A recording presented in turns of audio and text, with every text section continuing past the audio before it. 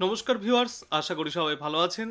এই মুহূর্তে চলে এসেছি আজকের আবহাওয়ার তাজা আপডেট নিয়ে, যেখানে আমরা বিস্তারিত আলোচনা করব আজকে দুই বাংলার কোথায় কেমন রয়েছে বৃষ্টির সম্ভাবনা এবং আগামী কয়েকদিনে কেমন থাকবে দুই বাংলার আবহাওয়া। এই মুহূর্তেই দুপুর নাগাদ আমরা দেখতে পাচ্ছি বৃষ্টির সম্ভাবনা রয়েছে এই খড়গপুর, দীঘা, তারপর সুন্দরবন, বাংলাদেশের বারগুনা এদিকটায়। এখানে কিন্তু বিক্ষিপ্তভাবে ছিটেফোঁটা বৃষ্টির সম্ভাবনা রয়েছে দুপুর 1টা থেকে 2টোর মধ্যে। অন্যদিকে যদি উত্তরের কথা বলি আমরা, তো দার্জিলিংয়ে, কালিম্পংয়ে দেখা যাচ্ছে ছিটেফোঁটা বৃষ্টির সম্ভাবনা রয়েছে। দার্জিলিংয়ে 0.5 সেন্টিমিটার পর্যন্ত বৃষ্টিপাত চলতে পারে। এদিকে তুরা এবং ময়মনসিংহের ওপরের দিকের কিছু এলাকা, সেখানেও রয়েছে বিক্ষিপ্ত বৃষ্টির সম্ভাবনা। কুমিল্লায় রয়েছে ছিটেফোঁটা বৃষ্টির সম্ভাবনা। সাতক্ষীরাতেও রয়েছে ছিটেফোঁটা বৃষ্টির সম্ভাবনা।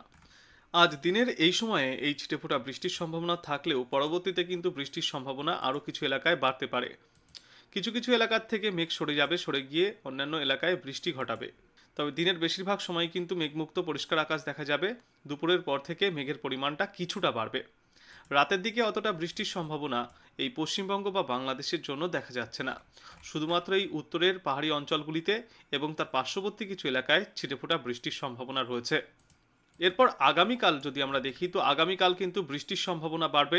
এই উত্তরবঙ্গের দার্জিলিং, জলপাইগুড়ি, শিলিগুড়ি এদিকটায় কিন্তু বৃষ্টির সম্ভাবনা রয়েছে। বজ্র বিদ্যুৎ সহ বৃষ্টি চলবে। আজ রাতের কথা বলছি আমরা, এই রাতে দেখতে পাচ্ছি এই পরিস্থিতি তৈরি হবে এবং তারপর আগামীকাল ভোর থেকে বৃষ্টির পরিমাণ অনেকটাই বাড়বে। এই যে রায়গঞ্জ, এখানে দেখতে পাচ্ছি বজ্রবিদ্যুৎ সহ বৃষ্টির সম্ভাবনা রয়েছে।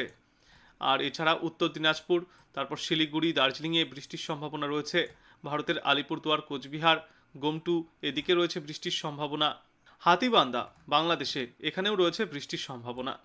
তারপর পঞ্চগড়, ঠাকুরগাঁও এদিকেও রয়েছে বৃষ্টির সম্ভাবনা।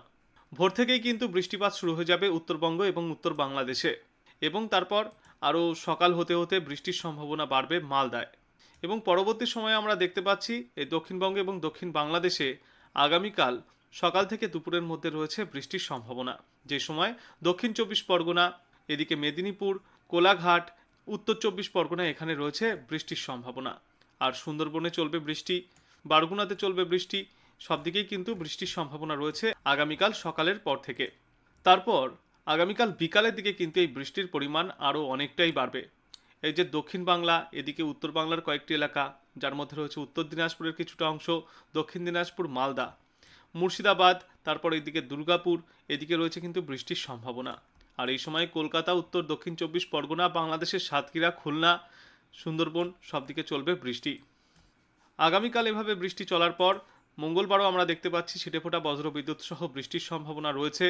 দুর্গাপুর, কৃষ্ণনগর, কলকাতা, এদিকে খুলনা, বরিশাল, কুমিল্লা, ঢাকা এদিকটায় বজ্র বিদ্যুৎ সহ বিক্ষিপ্তভাবে বৃষ্টি চলবে। আজ থেকে শুরু করে আগামী মঙ্গলবার পর্যন্ত বিক্ষিপ্তভাবে দিনের বিভিন্ন সময়ে দুই বাংলারই বিস্তীর্ণ এলাকায় কিন্তু বজ্র বিদ্যুৎ সহ বৃষ্টির সম্ভাবনা রয়েছে। আর এর সঙ্গে কিন্তু প্রতি ঘন্টায় সর্বোচ্চ 30 থেকে 40 কিলোমিটার গতিতে দমকা ঝোড়ো বাতাসও বইতে পারে। বুধবার থেকে আমরা আবার দেখতে পাচ্ছি যে কিছু কিছু এলাকায় সকালের দিকে বৃষ্টির পরিমাণ কম থাকলেও দুপুর হতেই কিন্তু ফের বৃষ্টির পরিমাণ অনেকটাই বাড়বে পশ্চিমবঙ্গ, বাংলাদেশ এবং নর্থ ইস্টের জন্য। তারপর বৃহস্পতিবারও দেখতে পাচ্ছি বৃষ্টির সম্ভাবনা রয়েছে দুই বাংলার বিস্তীর্ণ এলাকায়। শুক্রবার দেখতে পাচ্ছি সিলেট, তারপর এদিকে সুনামগঞ্জ এখানে রয়েছে বজ্র বিদ্যুৎ সহ বৃষ্টির সম্ভাবনা। আর এই বাদে গুয়াহাটি, বনগাইগাঁও, নাগন, তারপর এদিকে এই অরুণাচল প্রদেশ এদিকে বজ্র বিদ্যুৎ সহ কোথাও কোথাও ভারী বৃষ্টি, কোথাও কোথাও বিক্ষিপ্ত বৃষ্টির সম্ভাবনা রয়েছে। আজ থেকে আগামী শুক্রবার পর্যন্ত কিন্তু টানা বৃষ্টির সম্ভাবনা আমরা দেখতে পেলাম দুই বাংলা এবং ভারতের বিভিন্ন এলাকায়। বিশেষ করে নর্থ ইস্টেও চলবে বৃষ্টি। আর এদিকে যদি মেঘলা আকাশের কথা আমরা বলি, তো মেঘলা আকাশের সম্ভাবনা কিন্তু আজকের পর থেকে আরও বাড়তে চলেছে। কোথাও কোথাও আংশিক মেঘলা আকাশ, কোথাও কোথাও ঘন মেঘের আনাগোনা দেখা যাবে। বিশেষ করে আগামীকাল থেকে মেঘের পরিমাণ বাড়বে। আগামীকাল সকালেই আমরা দেখতে পাচ্ছি কলকাতা এবং তার পার্শ্ববর্তী কিছু এলাকায় মেঘ রয়েছে। আর বাংলাদেশের দক্ষিণ ভাগে সম্পূর্ণ ঘন মেঘে ঢাকা রয়েছে। ঢাকায় যেমন আগামীকাল সকালে 44% মেঘে ঢাকা থাকবে, ফিরোজপুরে থাকবে 97% মেঘে ঢাকা। বেলা বৃদ্ধির সঙ্গে সঙ্গে বিভিন্ন সময় এই মেঘের আনাগোনা লেগে থাকবে, তবে সরে গিয়ে কখনো কখনো রোদের দেখাও মিলবে।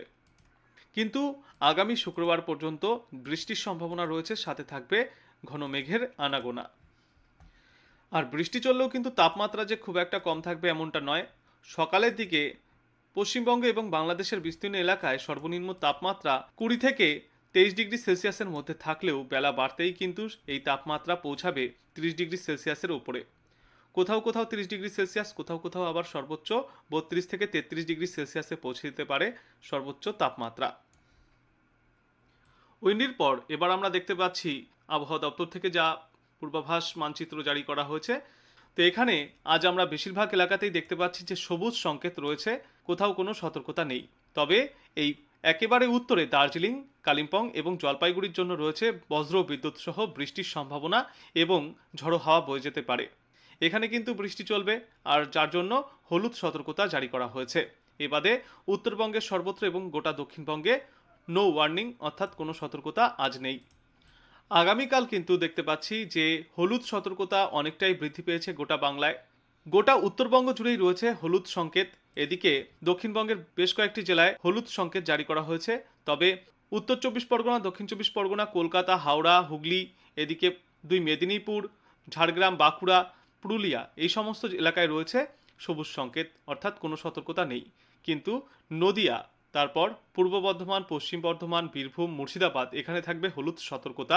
বজ্রবিদ্যুৎ সহ বৃষ্টি এবং দমকা হাওয়ার সম্ভাবনা রয়েছে। আর গোটা উত্তরবঙ্গেও এই বজ্রবিদ্যুৎ সহ বৃষ্টি এবং দমকা ঝড়ো হওয়ার সম্ভাবনায় হলুদ সতর্কতা আগামীকাল জারি থাকবে।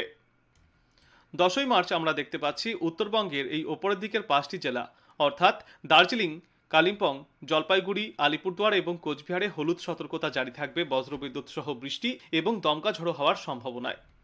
আর নিচের দিকের 3টি জেলা, এখানে কোনো সতর্কতা থাকবে না, এখানে রয়েছে সবুজ সংকেত। এদিকে দক্ষিণবঙ্গের শুধুমাত্র 1, 2, 3, 4, 5 এই 5টি এলাকা ছাড়া সর্বত্রই থাকবে সবুজ সংকেত, কোনো সতর্কতা নেই। এই 5টি এলাকা হলো দক্ষিণ 24 পরগনা, 2 মেদিনীপুর, এদিকে ঝাড়গ্রাম এবং বাঁকুড়া, এখানে বজ্রবিদ্যুৎ সহ বৃষ্টির সম্ভাবনা রয়েছে, সাথে থাকবে দমকা ঝড়ো বাতাস। 11ই মার্চ আমরা দেখতে পাচ্ছি গোটা পশ্চিম বাংলাতেই মাত্র 2টি রাজ্য ছাড়া, মাত্র 2টি জেলা ছাড়া সর্বত্রই থাকবে সবুজ সংকেত অর্থাৎ কোনো সতর্কতা নেই। শুধুমাত্র আলিপুরদুয়ার এবং কোচবিহার জেলায় বজ্রবিদ্যুৎ সহ বৃষ্টির সম্ভাবনায় হলুদ সতর্কতা ওই দিন জারি থাকবে। এরপর 12ই মার্চও আমরা দেখতে পাচ্ছি সেই একই মানচিত্র বা একই পরিস্থিতি। বাংলার সর্বত্রই সবুজ সংকেত অর্থাৎ কোনো সতর্কতা না থাকলেও শুধুমাত্র আলিপুরদুয়ার এবং কোচবিহার জেলায় বজ্রবিদ্যুৎ সহ বৃষ্টির সম্ভাবনায় হলুদ সংকেত জারি করা হয়েছে।